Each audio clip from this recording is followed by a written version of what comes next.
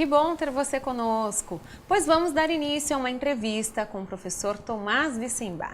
Ele é geógrafo, pesquisador, especialista em planejamento territorial e indicadores urbanos. Seja muito bem-vindo, Tomás. Obrigada por aceitar o nosso convite e vir participar conosco. Obrigado, eu que agradeço o convite. Muito bacana estar aqui para falar sobre uma questão que eu acho que angustia todo mundo, mas que ao mesmo tempo é motivo de esperança, que é pensar como que a gente pode transformar São Paulo numa cidade menos desigual e que seja melhor para viver para nós e para as futuras gerações. Então vamos discutir isso já. Essa conversa faz parte do curso Formação em Direitos Humanos e Cidadania, Teoria e Prática. E vamos falar sobre planejamento da cidade de São Paulo e como conseguimos enfrentar os desafios da cidade relacionados aos problemas de trânsito, de mobilidade, habitação, enfim. E como podemos pensar na cidade a longo prazo. E eu começo já te perguntando quais são os principais desafios, da cidade de São Paulo para garantir que todos tenham uma vida digna. Olha, eu acho que o principal desafio que a cidade convive é o que está não só na Constituição Federal, mas também na Lei Orgânica do Município e no Plano Diretor Estratégico, é a redução das desigualdades, ou seja, dar mais oportunidades para que todo mundo tenha uma vida digna e possa seguir a sua trajetória, mesmo que elas sejam diferentes, mas com igualdade de oportunidades. Os processos participativos sobre os desafios da cidade, que já foram muitos, a gente já está no segundo plano diretor estratégico, já tivemos programa de metas, já tivemos planejamento de longo prazo. Em muitas oportunidades a cidade foi chamada, foi consultada para saber quais eram os principais desafios e as prioridades. Em geral, o que aparece bastante é a questão da mobilidade, porque o paulistano hoje perde muito tempo da sua vida útil no trânsito, indo da casa para o trabalho e do trabalho para casa. Então isso é uma perda que às vezes corresponde a 25% da vida útil das pessoas.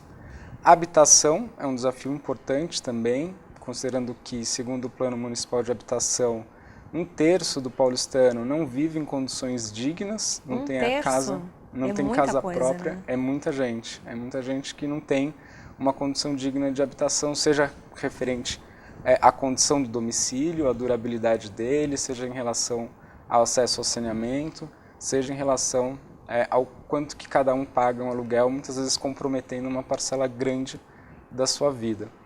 E um outro desafio importante que está crescendo com cada vez mais força é a questão do meio ambiente. A gente viu há 2 anos atrás a questão da água, do abastecimento de água de São Paulo. A gente vê que muitas vezes as pessoas não têm oportunidade de áreas de lazer, áreas para as crianças brincarem, praças, etc., para que elas possam desfrutar a cidade. E a cidade se torna às vezes muito árida, muito concreta, muito cinza. Então as pessoas sentem muito falta das áreas verdes e do meio ambiente para poder desfrutar da cidade. Eu acho que essas são as principais prioridades que têm aparecido nos processos de consulta popular. E a questão do desemprego? A taxa de desemprego aumentou muito nos últimos 3 anos e ele tem se concentrado no centro expandido da cidade. De que forma você acha que a gente pode melhorar essa situação? Isso, o desemprego de fato, a partir de 2014, 2015, se tornou uma grande aflição para o paulistano e para a paulistana que viram ser bloqueadas as suas oportunidades de ter renda e a renda que garante, em geral, condições de uma vida digna. O desemprego cresceu muito, então também tem aparecido constantemente entre as principais preocupações do paulistano. Aí eu acho que a gente pode falar em 2 aspectos da questão do desemprego. O primeiro é da importância do governo municipal ter uma política efetiva de geração de empregos, por exemplo, através de políticas de desenvolvimento tecnológico e de inovação, ou seja, atividades que garantem um alto valor adicionado, alto valor agregado para a economia e depois isso se distribuir.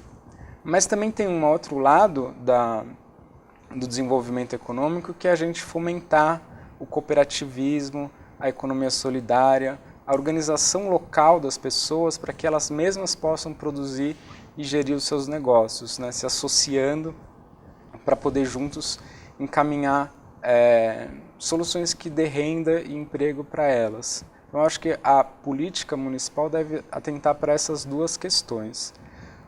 Um outro desafio, um terceiro, na verdade, que eu acho que é importante, é a questão da descentralização do emprego.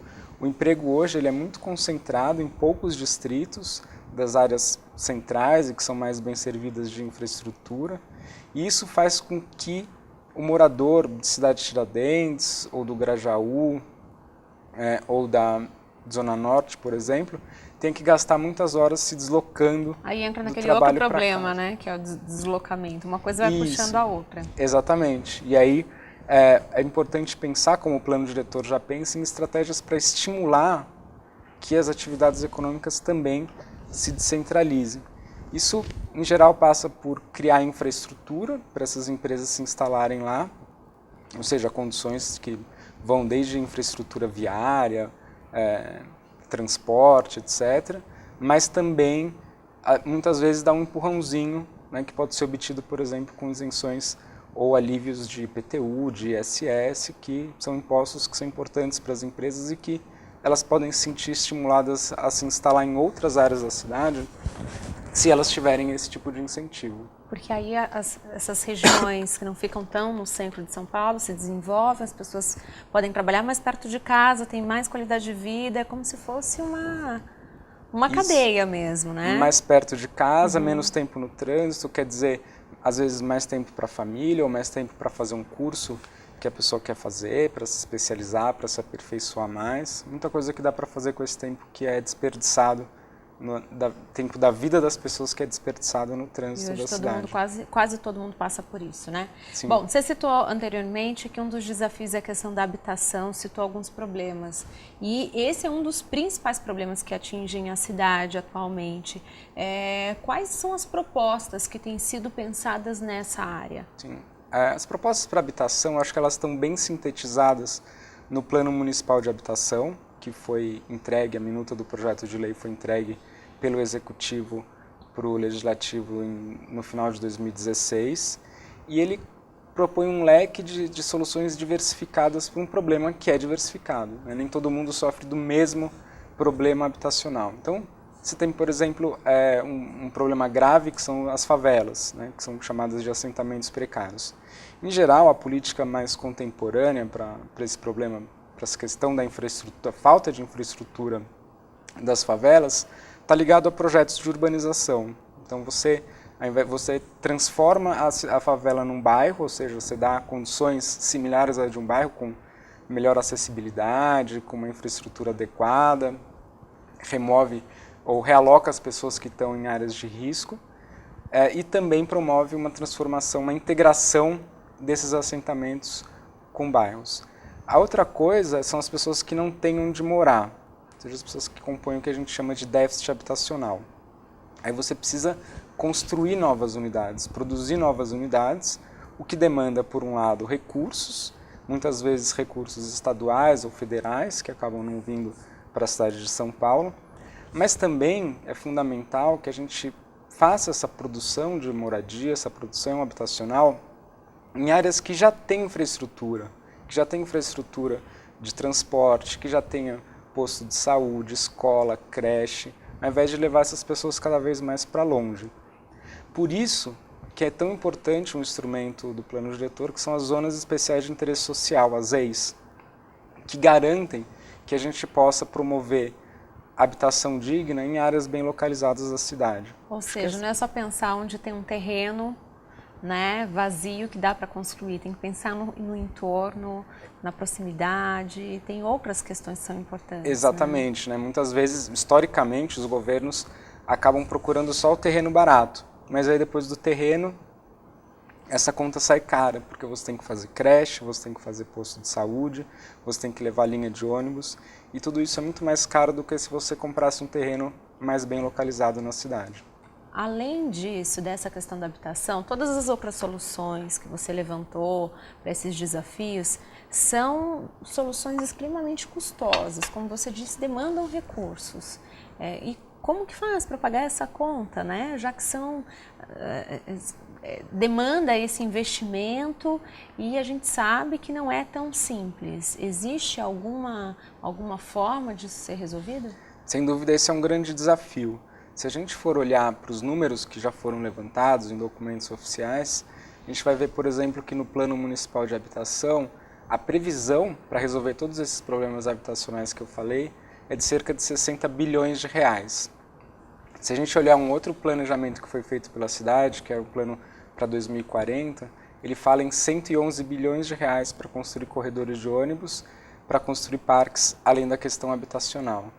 E hoje, a cidade investe muito menos do que isso, ela investe cerca de 1,5, 2 bilhões de reais, ou seja, a gente demoraria aí mais de 100 anos para resolver esses problemas.